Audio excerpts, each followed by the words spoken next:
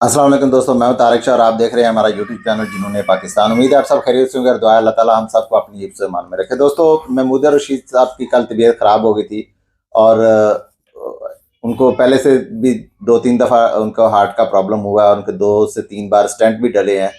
तो कल उनको अचानक उनकी जो तबीयत बहुत नासाज हो गई थी, उनको सर्विसेज हॉस्पिटल में लाया गया और आप अब खबरें आ रही हैं कि वो उनकी तबीयत स्टेबल है और उनको रात तक दोबारा वापस जेल में भेज दिया जाएगा। लेकिन यहाँ पे एक चीज़ जो हमें जो एक विजुअल नज़र आए हैं, जो वीडियोज़ हमने देखी हैं या फिर पिक्चर्स भी आई हैं कि वो दिल के मरीज़ हैं और वो बेड पे लेटे हुए हैं और उनको हथकड़ी लगी हुई है।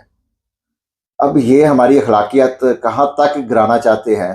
एक 70-80 साल का बंदा है जो कि 9 मई के एक भोंडे से मुकदमे में आप लोगों ने उनको गिरफ्तार किया हुआ है और उसमें वो भाग के कहाँ जाएगा।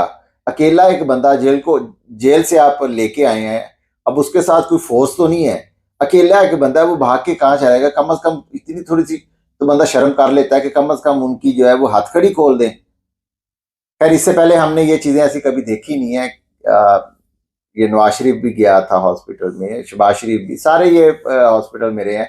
ख्वाजा आसफ हो गया, खुर्शीद शाह पिछले 2 साल से जब हुकूमत आने से पहले तो जेल में था, तो वो एक प्राइवेट हॉस्पिटल ही उसने अपना किराए पे ले लिया था और वो उसमें रहता था। जेल उसको बना दिया गया था। हमारे जो सिंध के स्पीकर साहब हैं, उनकी खातिर असम्बली को ही जेल का घर बना दिया गया है। नोटिफिकेशन दे दिया है क्यों, ताकि वो असम्बली का इजलास भी करते रहें। तो वो एक बूढ़ा बंदा है, वो क्या कर लेगा आपसे, भाग के कहाँ चला जाएगा। थोड़ा सा इखलाकियत को जिंदा रहना दिया जाता तो बेहतर था। अच्छा, दूसरा एक खबर यह है कि मुस्तफ़ा नवाज खोखर साहब जो हैं वो इसके पीपीपी के मुनहरफ सेनेटर हैं। उन्होंने एक न्यूज़ दी है कि ये गवर्नमेंट सोच रही है कि जो निगरान सेटअप आएगा वो लंबा चलेगा और वो हो सकता है कि तकरीबन मार्च या अप्रैल के एंड तक चले। अब मार्च अप्रैल तक इन्होंने क्या करना है, अ, ये जो निगरान सेटअप आएगा, आगे जाके इस पे मजीद बात करते हैं। तो कानून क्या इस चीज़ की इजाज़त देता है, या वो मुझे हमें बता दें जो जिन्होंने कानून की रखवाली करने के लिए 12:30 बजे रात को अदालतें खोली थी, सुप्रीम कोर्ट और इस्लामाबाद हाई कोर्ट।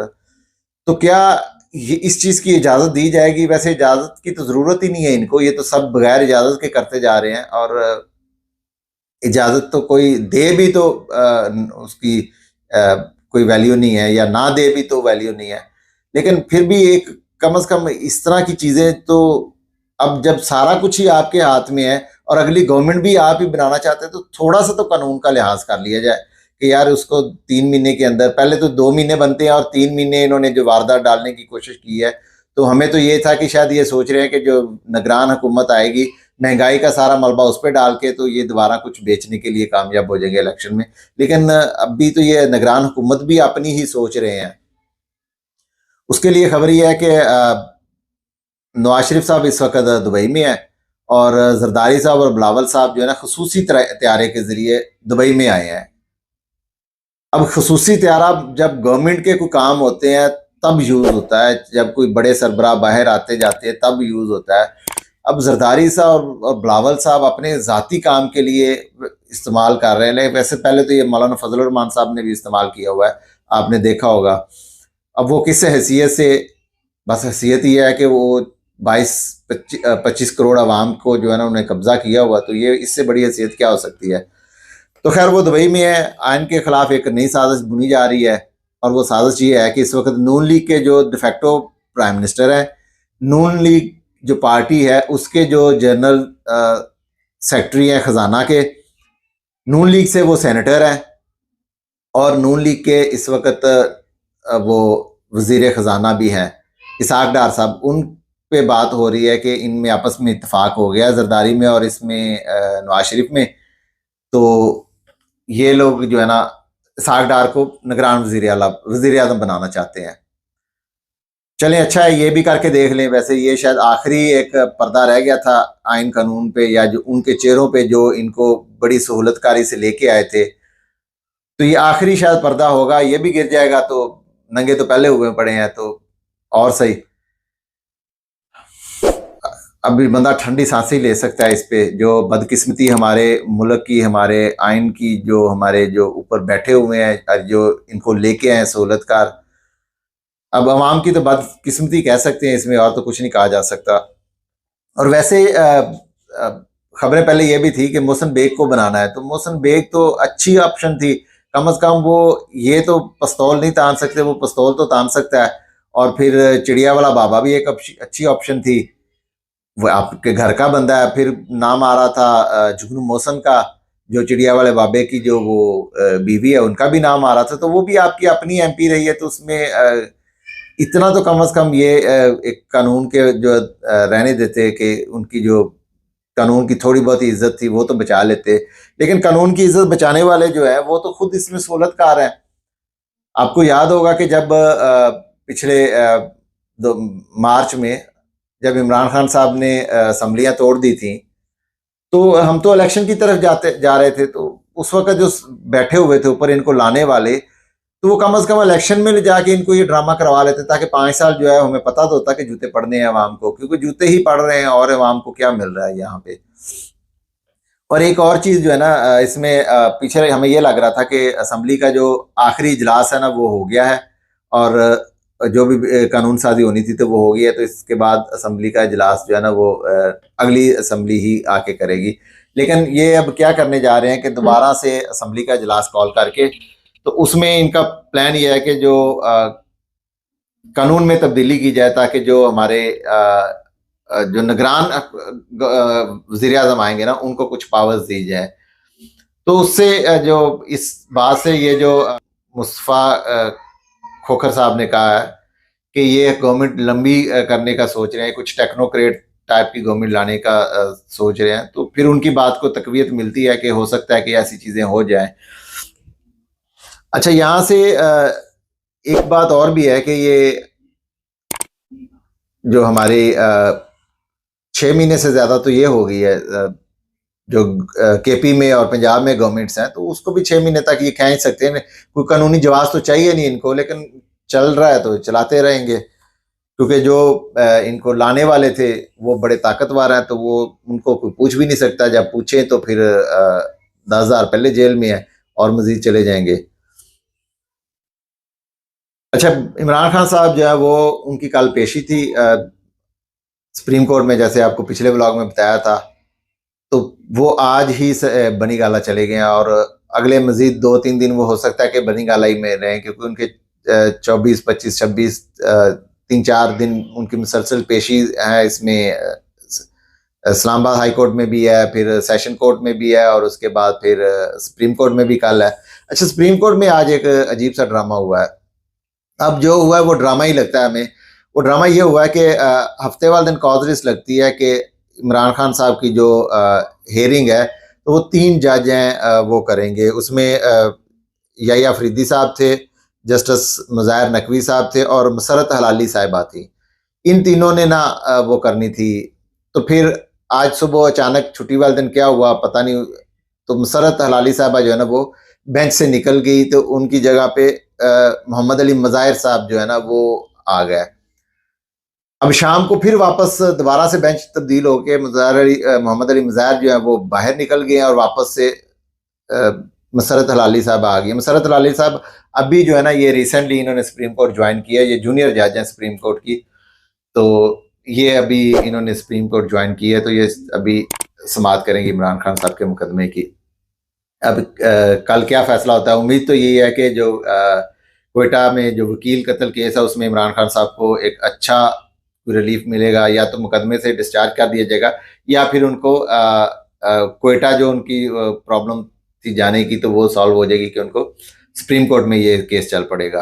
अल्लाह बेहतर करे, जो भी होगा कल आपको मजीद बता देंगे। अच्छा, इस्लामिया यूनिवर्सिटी का आपको कल बताया था, तो उसमें आज मजीद कुछ इंकशाफात हुए हैं। इसमें पुलिस की जो इन्वेस्टिगेशन है वो आगे फर्दर चल रही है। तो उसमें हुआ ये है कि पता लगा है कि ये एक पूरा टीचर्स का एक ग्रुप है।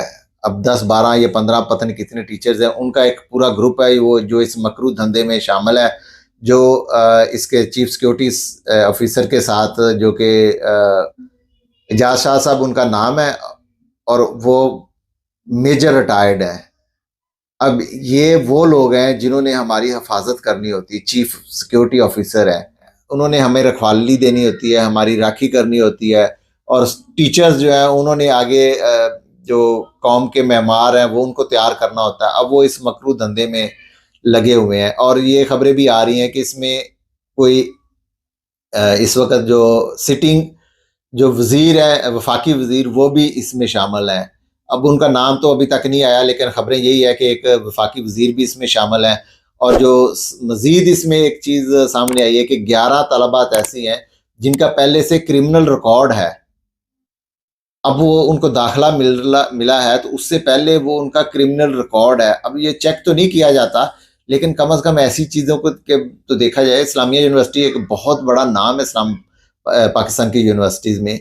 इससे पहले ये सारी चीज़ें डीजी खान यूनिवर्सिटी में भी हुआ था, लेकिन उस वक्त किसी ने कुछ इसका जवाब नहीं लिया और किसी को सजा नहीं मिली। लेकिन अभी ये जो पूरा एक धंधा चल रहा है, इसमें पता लग रहा है कि मजीद इसमें नाइट पार्टीज भी होती हैं और शराब नोशी और ये दीगर चर्स और ये सब चीज़ें। आइस तो कल पकड़ी गई थी उनसे। तो ये सब चीज़ें भी जो है आम है। और कुछ एक स्टूडेंट्स का भी ग्रोह है जो आगे स्टूडेंट्स को घेर के इस मामलात में लेके आता है। तो इसमें डिमांड यही है हमारी कि इनको कड़ी से कड़ी सजा दी दीजिए, कम से कम एक बार मिसाल तो बनाए। जैसे पीछे वो सुप्रीम कोर्ट ने ये जो मरी वाकयात में कम से कम उनको एक बनाया है, उससे कम से कम बाकी जितने जो होटल्स वाले हैं वो इस चीज़ से बाज रहेंगे। तो कम से कम एक बार, चाहे वो टीचर है, वो चाहे आपका रिटायर्ड मेजर है, ये जो भी है, एक बार तो सजा दे के देखे। कम से कम ये नीचे वाले जो छोटे छोटे, हमें जो छोटा तो नहीं है लेकिन ये कम से कम इस तरह के दुखों से तो बच जाए।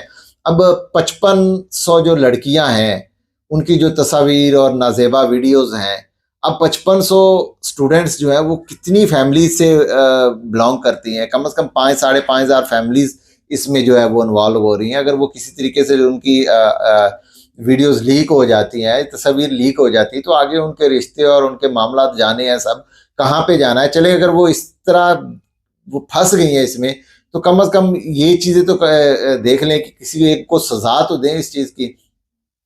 और अगर वो लड़कियों ने ये अपनी रजामंदी से ये सब किया है तो आगे जाके उन्होंने किस लेवल पे जाना है, कोई ब्यूरोक्रेट बनेगी, कोई क्या करेगी, कोई क्या करेगी। तो ये हम किस तरफ जा रहे हैं, हमारी जो हमारा रुख है वो किस तरफ मुड़ा हुआ है। 5500 लड़की है। अब खुदा का को आपको खौफ करें कि किस तरीके ये सब चीज़ें निज़ाम चलेगा इस तरह। आगे चलते हैं। कुछ एक दो अच्छी खबरें भी हैं हमारे लिए। वैसे खबरें तो अच्छी कभी भी नहीं रही पाकिस्तान में पिछले 1.5 साल से। तो कम से कम एक खबर अच्छी है, वो ये ले लें कि पाकिस्तान ने आज इंडिया को हरा दिया है और अपने टाइटल को डिफेंड किया है। जो एसीसी एमर्जिंग प्लेयर का, जो हमारा एक एमर्जिंग टीम का जो एक टाइटल था एशिया कप एमर्जिंग टीम्स का, वो हमने जीत लिया है। पाकिस्तान को बहुत बहुत मुबारक हो इसमें। इंडिया ने टॉस जीतकर पाकिस्तान को पहले बैटिंग की दावत दी। तो साइम अयूब और साहिबजादा फरहान वो बैटिंग करने के लिए आए। तो उन्होंने साइम अयूब 59 और साहिबजादा फरहान ने 65 रन बनाकर जो है ना वो आउट हुए ये। उसके बाद उमैर यूसुफ और तैयब ताहिर ने टीम के टोटल स्कोर को ना वो 352 तक लेके गए और पाकिस्तान इस तरह जो ये मैच जीत गया। इंडिया जब बैटिंग करने आया तो 224 पे वो उनकी सारी टीम आउट हो गई। ये एक अच्छी खबर थी, वो आपके साथ शेयर की है। अल्लाह ताला हमें कुछ अच्छी खबरों को मज़ीद जो है वो हमें अच्छी खबरें मिले हैं। दुआ अल्लाह ताला हम सबको अपनी हिफ्ज़ मान में रखे। पाकिस्तान जिंदाबाद।